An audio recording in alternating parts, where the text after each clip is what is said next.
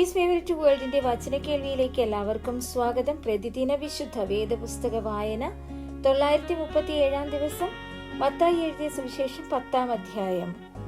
അനന്തരം അവൻ തന്റെ 12 ശിഷ്യന്മാരെയും അടുക്കൽ വിളിച്ചു അശുദ്ധാത്മാക്കളെ പുറത്താക്കുവാനും സകലവിധ ദീനവും വ്യാധിയും പൊറുപ്പിപ്പാനും അവർക്ക് അധികാരം കൊടുത്തു.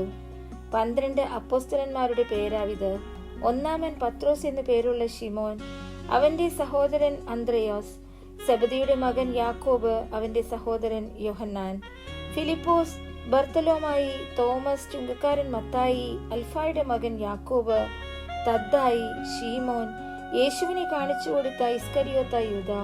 ഈ 12 പേരെയും യേശു അയക്കുമ്പോൾ അവരോട് ആജ്ഞാപിച്ചതെന്തെന്നാൽ, ജാതികളുടെ അടുക്കൽ പോകാതെയും ശമര്യരുടെ പട്ടണത്തിൽ കടക്കാതെയും ഇസ്രായേൽ ഗൃഹത്തിലെ കാണാതെ പോയ ആടുകളുടെ അടുക്കൽ തന്നെ ചെല്ലുവിൻ.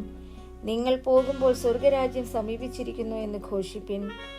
രോഗികളെ സൗഖ്യമാക്കുവിൻ, മരിച്ചവരെ ഉയർപ്പിപ്പിൻ, കുഷ്ഠരോഗികളെ ശുദ്ധമാക്കുവിൻ, ഭൂതങ്ങളെ പുറത്താക്കുവിൻ. സൗജന്യമായി നിങ്ങൾക്ക് ലഭിച്ച് സൗജന്യമായി കൊടുപ്പിൻ. മടിശീലയിൽ പൊന്നും വെള്ളിയും ചെമ്പും, വഴിക്കു പൊക്കണവും 2 ഉടുപ്പും ചെരുപ്പും വടിയും കരുതരുത്. വേലക്കാരൻ തന്റെ ആഹാരത്തിന് യോഗ്യനല്ലോ. ഏത് പട്ടണത്തിലോ ഗ്രാമത്തിലോ കടക്കുമ്പോൾ അവിടെ യോഗ്യൻ ആർ എന്ന് അന്വേഷിപ്പിൻ. പുറപ്പെടുവോളം അവിടെ തന്നെ പാർപ്പിൻ. ആ വീട്ടിൽ ചെല്ലുമ്പോൾ അതിന് വന്ദനം പറവിൻ. വീട്ടിന് യോഗ്യതയുണ്ടെങ്കിൽ നിങ്ങളുടെ സമാധാനം അതിന്മേൽ വരട്ടെ. യോഗ്യതയില്ല എന്ന് വരികിൽ സമാധാനം നിങ്ങളിലേക്ക് മടങ്ങിപ്പോരട്ടെ. ആരെങ്കിലും നിങ്ങളെ കൈക്കൊള്ളാതെയും നിങ്ങളുടെ വചനങ്ങളെ കേൾക്കാതെയും ഇരുന്നാൽ ആ വീടോ പട്ടണമോ വിട്ടുപോകുമ്പോൾ നിങ്ങളുടെ കാലിലെ പൊടി തട്ടിക്കളവിൻ. ന്യായവധി ദിവസത്തിൽ ആ പട്ടണത്തേക്കാൾ സോദോമ്യരുടെയും ഗാമോര്യരുടെയും ദേശത്തിന് സഹിക്കാവതാകും എന്ന് ഞാൻ സത്യമായിട്ട് നിങ്ങളോട് പറയുന്നു. ചെന്നായ്ക്കളുടെ നടുവിൽ ആടിനെ പോലെ ഞാൻ നിങ്ങളെ അയക്കുന്നു. ആകയാൽ പാമ്പിനെ പോലെ ബുദ്ധിയുള്ളവരും പ്രാവിനെ പോലെ കളങ്കമില്ലാത്തവരും ആയിരിപ്പിൻ. മനുഷ്യരെ സൂക്ഷിച്ചുകൊള്ളുവിൻ. അവർ നിങ്ങളെ ന്യായാധിപ സഭകളിൽ ഏൽപ്പിക്കുകയും തങ്ങളുടെ പള്ളികളിൽ വെച്ച് ചമ്മട്ടി കൊണ്ട് അടിക്കുകയും എന്റെ നിമിത്തം നാടുവാഴികൾക്കും രാജാക്കന്മാർക്കും മുൻപിൽ കൊണ്ടുപോകുകയും ചെയ്യും. അത് അവർക്കും ജാതികൾക്കും ഒരു സാക്ഷ്യമായിരിക്കും. എന്നാൽ നിങ്ങളെ ഏൽപ്പിക്കുമ്പോൾ എങ്ങനെയോ എന്തോ പറയണ്ടു എന്ന് വിചാരപ്പെടേണ്ട. പറവാനുള്ളത് ആ നാഴികയിൽ തന്നെ നിങ്ങൾക്ക് ലഭിക്കും. പറയുന്നത് നിങ്ങളല്ല, നിങ്ങളിൽ പറയുന്ന നിങ്ങളുടെ പിതാവിന്റെ ആത്മാവത്രേ. സഹോദരൻ സഹോദരനെയും അപ്പൻ മകനെയും മരണത്തിന് ഏൽപ്പിക്കും. അമ്മയപ്പന്മാർക്കെതിരായി മക്കൾ എഴുന്നേറ്റ് അവരെ കൊല്ലിക്കും.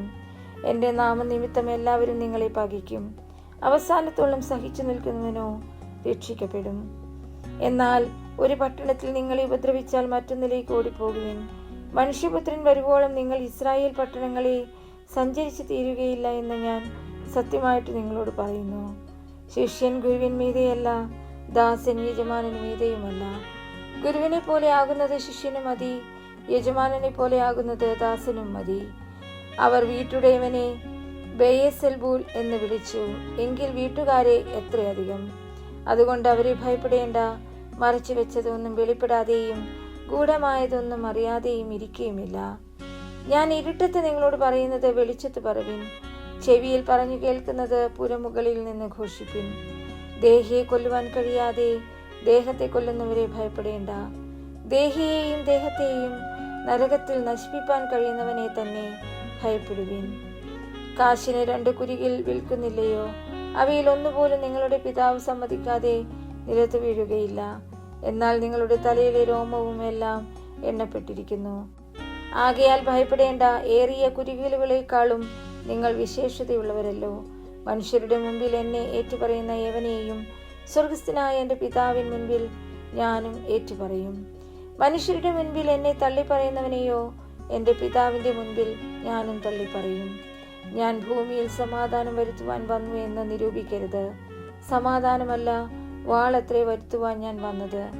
മനുഷ്യനെ തൻ്റെ അപ്പനോടും മകളെ അമ്മയോടും മരുമകളെ അമ്മാവി അമ്മയോടും ഭേദിപ്പിപ്പാനത്രേ ഞാൻ വന്നത്. മനുഷ്യന്റെ വീട്ടുകാർ തന്നെ അവന്റെ ശത്രുക്കളാകും.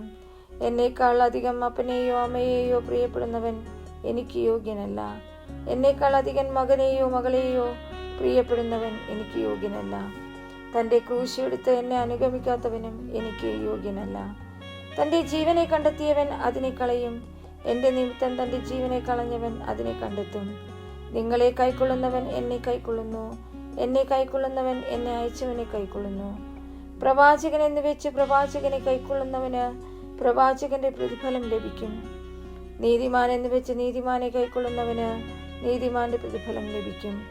ശിഷ്യൻ എന്ന് വെച്ച് ഈ ചെറിയവരിൽ ഒരുത്തന് ഒരു പാനപാത്രം തണ്ണീർ മാത്രം കുടിപ്പാൻ കൊടുക്കുന്നവന് പ്രതിഫലം കിട്ടാതെ പോകുകയില്ല എന്ന് ഞാൻ സത്യമായിട്ട് നിങ്ങളോട് പറയുന്നു.